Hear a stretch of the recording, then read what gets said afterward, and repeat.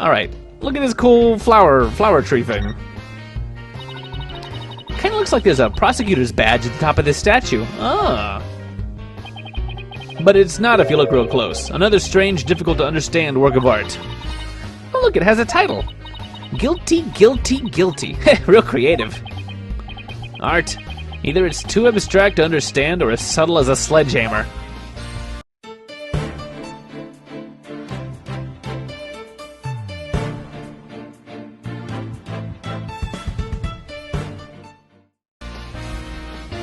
That's pretty true, actually.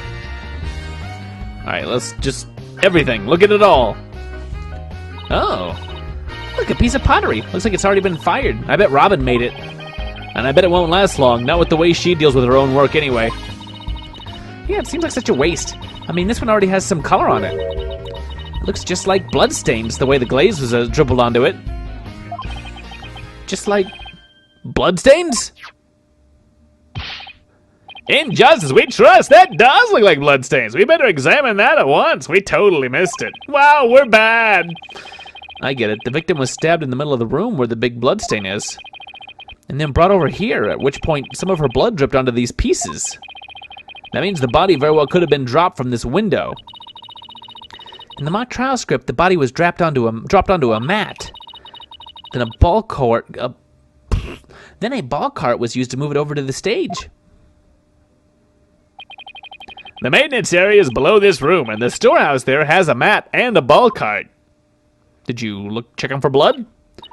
So, even the moving of the body was carried out just like in the script. The killer sure had a thing for Junie's script. Well, what did you expect? That's why we suspected the defendant in the first place. Well, you're wrong, and I'm going to prove it in court. Alright, let's look at these books. A mock trial script on the floor, and nearby an envelope marked Use. I wonder if Miriam's script was ever really inside that envelope. Let's see here, by Miriam Scuttlebutt, and the title is Rouge et Noir, Crimson Blood and Dark Judgment. That's French for red and black. Like the Les Miserables song, I'm going to assume. I wouldn't take part in that mock trial if she begged me. It says there are special rules allowing the payment of bribes while court is adjourned. Oh, and you can bring in up to $3 worth of fabricated evidence. It also says, welcome to the dumbest mock trial ever where the end justifies the darkest mock trial ever where the ends justify the means. The prosecution claims this is the script that was supposed to have been used. But the scripts were selected by Professor Court, considering how much she valued the truth. I seriously doubt she would pick a script entitled Crimson Blood and Dark Judgment. Wow, you have that title memorized already? Photograph memory. Hey look, it's a palette. It's a paint palette. There's a paint palette here. No surprise there, considering this is the art room. Looks like someone mixed yellow and red to make orange. I prefer yellow. You, on the other hand, are way too red. Hey, if you guys mixed, you could have a little orange baby. What's that supposed to mean? I think this is saying that the two of us have to work together to solve this case. Ooh, what if this is Professor Court sending us a message from beyond the grave? What about the blob right next to it? The one with the red and green? Maybe she's implying that you need more delicious greens in your diet. Are you saying Professor Court is watching over our dietary habits from the pearly gates? What else are you gonna do? It's boring to be a ghost. Let's see, stool... Anything else? Oh, are we looking at the winch again? I guess we looked at the window before, not the winch. Some wire on a winch. This is how they reeled the banners in and out. There's a nice view of the stage from here. Prosecutor Gavin's still standing in front of that broken statue. So it really wasn't you, Apollo? Don't worry, you can tell me. I won't tell anyone. I'll never clear my name unless we catch the real culprit. Well, I think we've examined pretty much everything we can. By the way, did Prosecutor Blackwell happen to tell you anything about tomorrow's trial? Injustice, we trust. It's no use trying to pry more information out of me. Having just learned that the clock had been 1 hour fast means we're back to square one concerning the suspect's actions that day. I wonder what the main argument will be about now. How the body was moved would be my guess, but Prosecutor Blackwell's got his own plans. Oh, does he now? Detective Fulbright. Try as you might, I won't say another word about the investigation. No, I wasn't gonna ask about that. I was just wondering if you'd seen Robin. Oh, you mean Miss Robin Newman? She was just here a moment ago. And she mumbled something about watching videos in the lecture hall. Video? What video? Thanks, Detective. Athena, I think we should stop by the lecture hall. Right, let's go. Alright. Smell you later, Fulbright.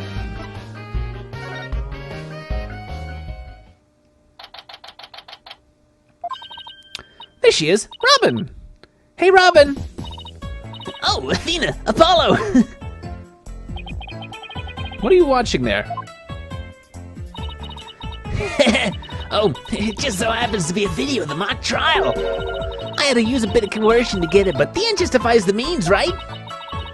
There it is again. Professor Mean sure has a lot of influence around here.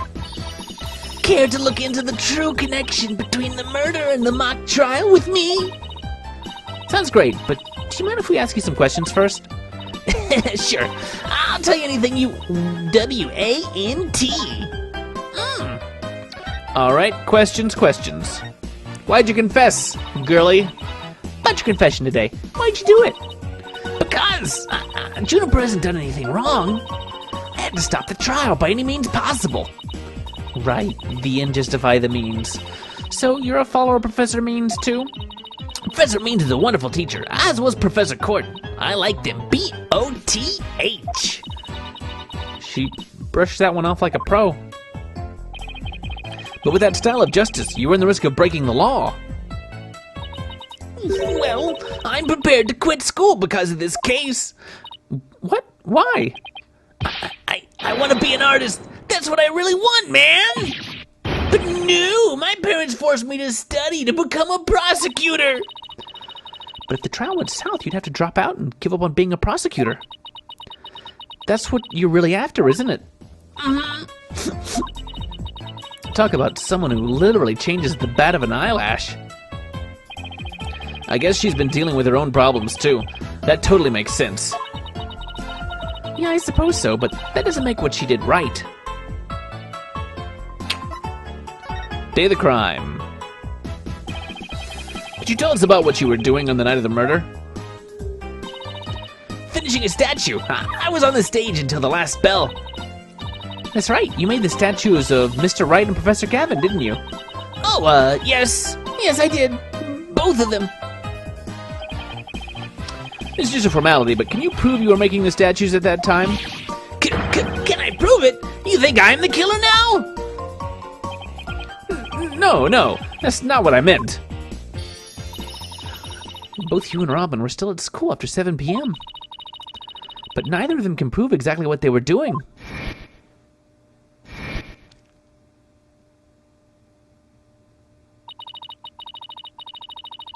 Could one of them really have murdered Professor Court? I don't know nothing. In general, but especially about this case.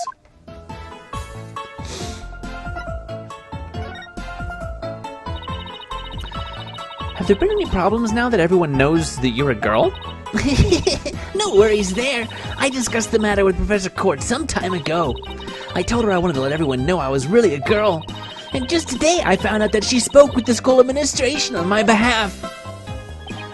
Wow, they must really like you. I know, right? But now I can finally be myself here at school.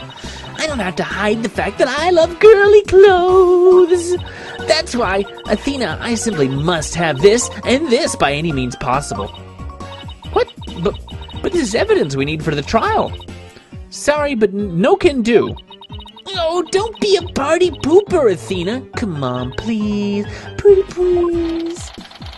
Stage costume-related evidence taken in classic in justifies the means style. Stop stealing evidence! No! No! Anyway, thank you again, Athena. Thank you for revealing who I really am. I wanted everyone to know before the snitch found out. The snitch? Sounds like a new lead. We're talking about Scuttlebutt. There's a rumor going around that one of the students here is a snitch. I hear they're watching everything we do, our activities, our relationships, our interests, and reporting it all to one of the professors. Why would anyone do that? Officially, I heard it's to seek out misconduct among the student body. But rumor has it grades were being bought and sold through this surveillance network. That's bribery! The situation at Themis Legal Academy is worse than I thought. While this is important stuff, I still want to ask about that thing in the art room. I'll have to present some evidence to show what I'm talking about, though. Let's ask about that weird thing. Present. The one in the picture. This one. The one that I think is a broken, misconstructed statue. Robin, I just remembered something I wanted to ask you. This photo shows a piece of art on the table. Do you know what it is? Whoa! Whoa! Look at that unique artistic sense. That has to be one of Professor Court's creations, man! Professor Court's artistic sense? Huh. Professor Court's artistic sense. That's a tough one. I'd say it's avant-garde and very eclectic. In other words, it's weird and all over the place. Come to think of it, that strange-looking painting in the art room was one of Professor Court's works, wasn't it? Did she make a cubist statue? The statue in that photo was originally a statue of Lady Justice. Lady Justice? Professor Court had planned on placing it on the judge's bench in the lecture hall. But the day before the mock trial, it broke while she was polishing it. She said she'd take it back to the art room and try to fix it somehow. So, this is the statue in its proper state? I put it together wrong. You bet. Just look at that wild silhouette. Wow, it's so C-U-T-E. I don't get it. Do you have to be an artist to appreciate stuff like this? Athena, the Lady Justice that you put back together on that stage. Oh, right. I didn't realize before because it was in pieces, but before it was smashed. Maybe it didn't look like Lady Justice, but more like it does in the photo. But what in the world was it doing on the stage? Did it just fall out the window? Well, I think that about covers it. Okay, then how about watching the mock trial video with me? What do you say? Sure, sounds good to me. So how do you want to watch it? All classroom desks at the school have their own built-in computer, you know. Wow, this place is definitely a lot cushier than I thought. I know you guys are in a hurry, so I'll just fast forward to the important parts. Let's start with the professor's pre-trial speech.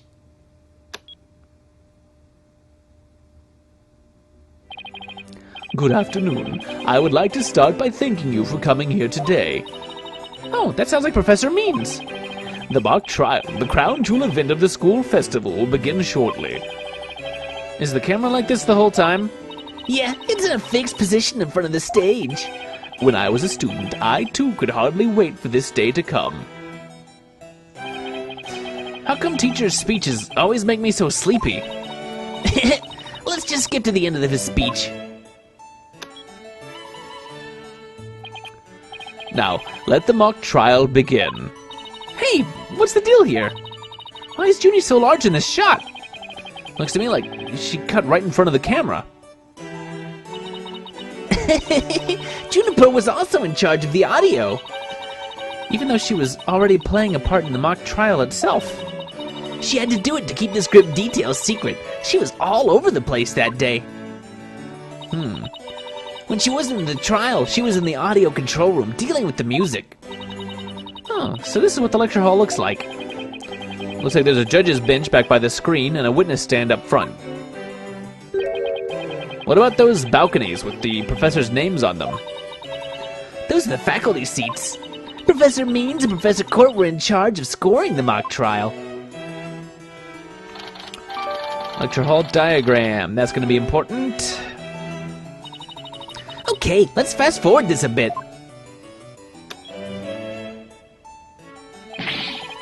And that's why the defendant is definitely guilty. That was me, could you tell? Oh. Objection! A frail co-ed used her bare hands to stab her professor with an arrow? I don't think so. You read that line in the mock trial, Apollo, but you made it sound kind of weird. Cut me some slack. It was my first time reading that script. I I think Juniper's gonna speak next. I didn't do it. I'd suffered a breakdown and pretty much lost it. It's true, I shouted, "You're a goner," but I didn't mean it. Wow, what an emotional performance. She'd put a real actress to shame. Wait, could you go back and play that scene again? You really think that's necessary? I didn't do it. I had suffered a breakdown and pretty much lost it. It's true, I shouted, "You're a goner," but I didn't mean it. Stop, did you hear that? I think you're onto something. Let's play that last part again. I don't follow. What are you guys so excited about? I think this piece of evidence should explain it. Time to show Robin a piece of evidence that links the line we just heard to the case. It's the tape recorder of "You're a goner." It wasn't Hugh O'Connor. It is her saying "You're a goner," but she was saying it in the mock trial. I'm sure you remember this. It contains a female voice shouting a violent threat. I'll play it for you. "You're a goner!" The voices and performance do sound similar, but I can't believe this is happening. It's just a possibility, but if the voice in this tape is really a recording, one made from the mock trial video, that means this evidence was fabricated. They didn't get to do a voice print analysis in time for court today. That's why the gender of the voice became so important. And if the real killer had foreseen that gender would become a key in today's trial, he would have tried to deflect attention away from himself by making the suspect female. So basically, the only one with something to gain from doing this is our sole male suspect.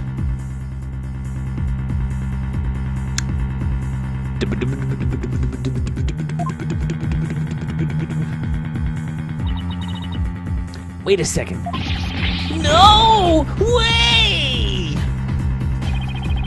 Professor Mean's credo is the end justifies the means. So it makes perfect sense that a student who took those words to heart would fabricate evidence. We need to get that tape analyzed as soon as possible. Tape recorder updated in the court record. Allow me to assist you with that. Oh, it's him. Okay. Prosecutor Gavin, at least make some kind of noise so we know you're here there. It's go big or go home with Rockstar Engines, Fraulein. Timing is everything. Let me make a copy of that tape right now, and I'll get you the results as soon as I can. I trust that would be all right. Very much so. Thanks. What a nice guy. Well, Athena, it's almost sundown. Isn't it about time we head over to the detention center? I think Ginny will agree that this is something that could prove her innocence, but will her heart really be open to accepting it? She had to have known this was what I'd find.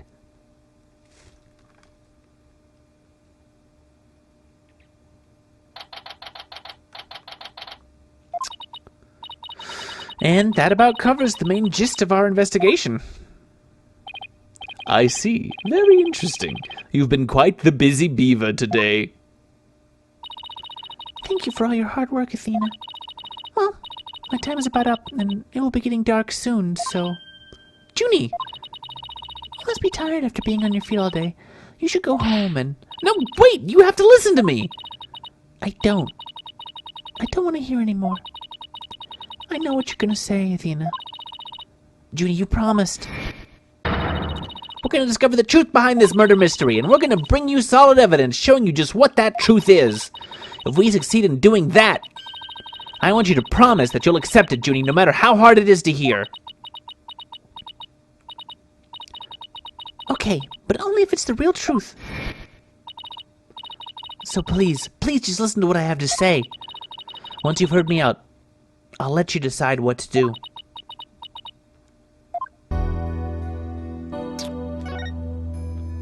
Suspicions about O'Connor. The voice in this recording has been proven to be yours, Junie. And in the mock trial video, we can hear you reading your line from the script. We're having both of them analyzed now, but from what I can tell, the voices are the same. And the only one who'd benefit from faking the voice recording would be Hugh. But that doesn't make any sense. I mean, Hugh confessed in order to protect me. This may sound strange, but his confession is a ploy to make himself look less suspicious. In other words, he was just pretending to protect you. Besides, his confession came after you and Robin had already confessed. If he hadn't confessed right then as well, wouldn't that have seemed a little suspicious? Say what you will, Athena, but none of us would hurt a fly, let alone kill someone. He was a gifted student. He gets outstanding grades and never causes trouble. Boop. You lying, fibbin'? Wait, Athena. My bracelet reacted just now. It did? But why? You fibbin'? Junie, can you look me in the eye and repeat what you just said? Oh, none of us would hurt a fly, let alone kill someone.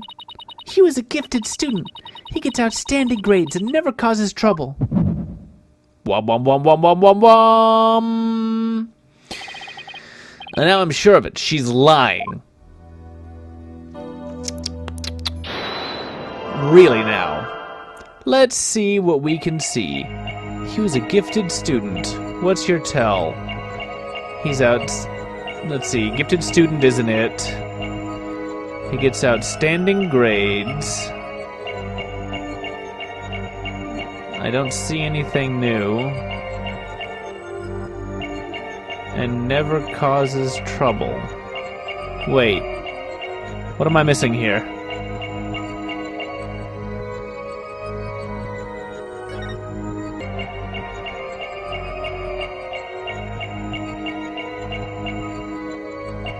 Oh. It did start wiggling. Gotcha. You were right. It's swaying in the breeze.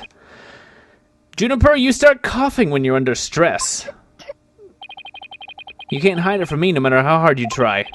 When you said, and never causes trouble, a cough escaped and made your scarf flutter. As for why you were stressed, it's because you were lying.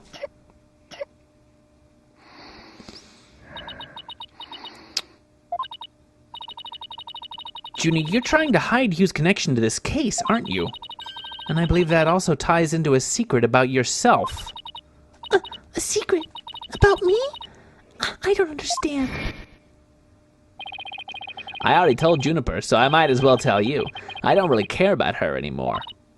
What? Why? Juniper's not all sunshine and rainbows like you think she is. He ended their friendship after he found out about Junie's secret, which means Hugh must have felt betrayed by Junie, making her the snitch. You and Professor Court snitch, weren't you? There's a rumor going around that one of the students here is a snitch. I hear they're watching everything we do, our activities, our relationships, our interests, and reporting it all to one of the professors. And while fulfilling that role, you learned something about Hugh you'd rather forget. I don't know what you're talking about. Junie, please, stop hiding things from me. I hate having to force things out of you like this, with my crazy bracelet that puts you in a hypno zone that lets us see when you're lying. Looks like we're gonna have to do this the hard way. Let's rough her up. Start hitting her. Time to review the evidence and see if I can't prove my hypothesis. I must have something that proves Junie's the snitch and Hugh's connection to the case. Let's see. Not the script, I don't think. Autopsy report. Not the camera, Lady Justice. October, Hugh 120.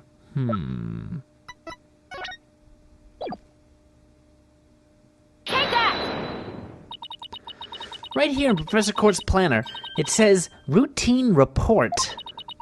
I believe this is meant to mean when the snitch would report in to Professor Court. I also believe Professor Court planned to meet Hugh in private based on the snitch's info. And from their meeting, Hugh must have put two and two together and figured out your secret. So you see, it all makes sense only if you're the snitch, Junie.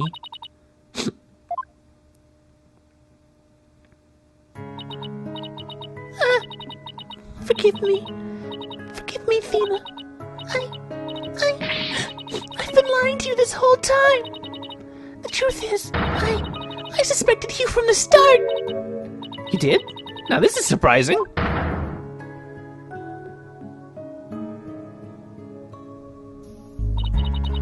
so sorry. I've talked about friendship so much, but I've been a terrible friend. Juniper, I don't have that special kind of hearing that Athena does.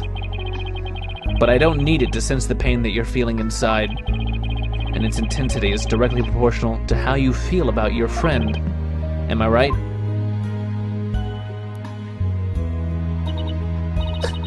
Apollo. Please, Junie, tell me why you suspected Hugh. I have a feeling that will be the key to getting to the bottom of this whole case.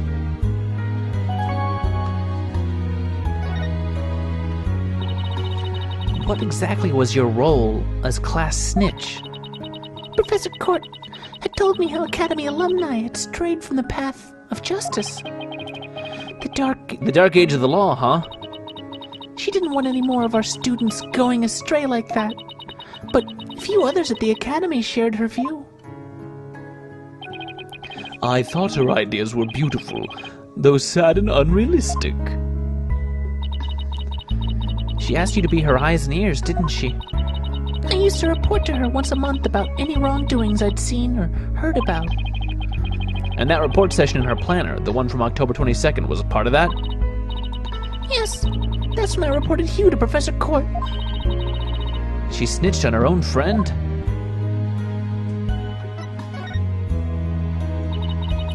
I'd accidentally overheard Hugh talking. What'd you hear? He was talking to someone on the phone. I think it was one of his parents. What were they talking about? Something about having paid money for good test scores. I only overheard him talking, so I never did find out who the money was going to. What? That's bribery! He was buying his way through school, and if that's the case, then that evidence that always seemed out of place might actually be about his secret. Hugh 120. This. We found this while we were investigating the stage. It's got Hugh's name on it. I didn't know what the number meant at the time, but now that I'm hearing about bribes... It must mean that a bribe of 120 grand... Grand?! Whoa! I was like, 120 bucks? That's not bad. 120 big boys. Woo! What's more, take a look at this mark. That same mark is on the pages of Professor Court's planner. Was she getting some monies too? Wow. Hey, you're right. Oh, wait, but why did Professor Court have that kind of information in her planner? You don't really think the person who was taking the bribe money was... It's just a possibility at this point, but it may have indeed been Professor Court. But... That is impossible. She'd be the last person I'd ever suspect of accepting bribes. Like I said, it's just a possibility, but a rather good one. Maybe their private talk had to do with the possibility of bribery being exposed. And what started out as a little argument soon got out of hand. It's not your fault, Junie. Anybody would have suspected Hugh if they knew what you knew. No, I don't believe that alone would have driven him to murder. There's another reason why I suspected Hugh. You've got to be kidding me. There's another reason?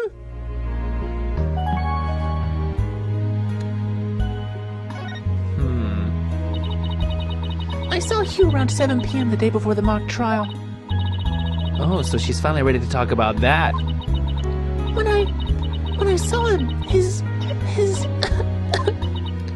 Oh, Athena. Junie, are you alright? Just try to relax and tell me what happened. I never wanted to see what I did. But I'll have to live with it, won't I? A zombie? In that hallway, Hugh's hands. His hands were dripping with blood. Oh!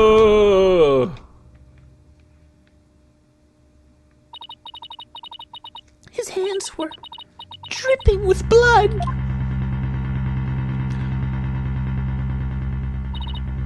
What? But why? What am I going to do? Deep down, I know Hugh can't be the killer. But my mind keeps telling me he is, no matter how hard I try to convince myself he isn't. Oh, What am I going to do? Hugh!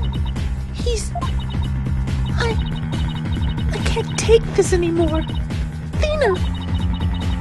So she hid the fact that she'd seen Hugh and said she went home at 6 because she wanted to avoid talking about what she saw. Junie, it must have been terrible holding all of that in. But it's gonna be okay. I'll get to the bottom of this. And that's my promise from one good friend to another. I'll be defending Juniper tomorrow. If that's okay with you, Professor Means.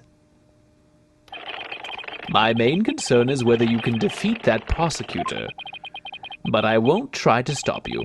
I will be watching from the gallery, and shall look forward to seeing what sort of results your methods can produce. Good luck tomorrow. Now, if you would excuse me.